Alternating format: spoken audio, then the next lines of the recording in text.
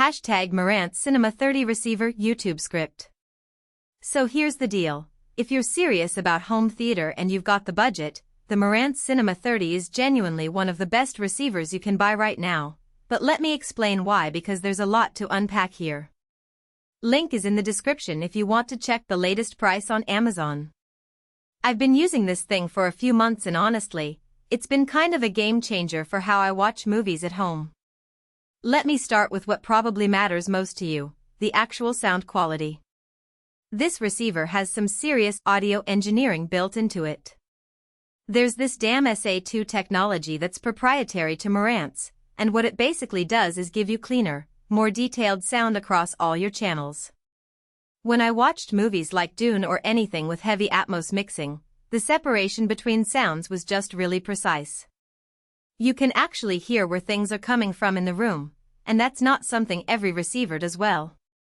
The 11.4 channel setup is another thing that's worth understanding. That means you've got 11 main channels plus 4 subwoofer outputs, which is overkill for most people, but honestly, if you're thinking about running rear heights or side surrounds or multiple subs, this thing gives you the flexibility to do it. Plus, the IMAX enhanced audio support is real. When you watch IMAX content on Disney Plus or other streaming services that have it, it actually sounds noticeably different in a good way. Connectivity is honestly pretty stacked.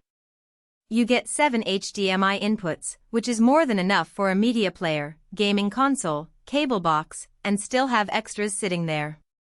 They also included digital optical, coaxial, and analog inputs, plus a phono input if you're someone who still spins vinyl.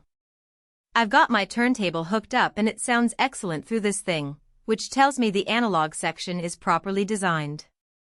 The interface is actually intuitive too. It's not buried in confusing menus like some receivers I've tested. Setup took me maybe an hour, including running the automatic calibration with a mic, and after that it just worked. The remote has a nice balance between having actual buttons you need and not being overly complicated.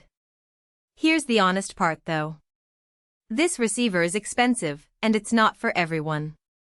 If you're just looking to hook up a soundbar or a basic 5.1 system, you're overpaying here. It's built for people who actually care about quality and want room to grow. Also, it's pretty big and gets warm, so you'll want decent ventilation and space in your rack. But on the flip side, you're getting Japanese engineering, it feels built to last, and the sound is just really clean and detailed across every genre I threw at it. So if you've got the space and the budget and you actually watch content that uses good audio, this is worth looking at. Link is in the description below if you want to check prices on Amazon. Let me know in the comments if you've got questions about it.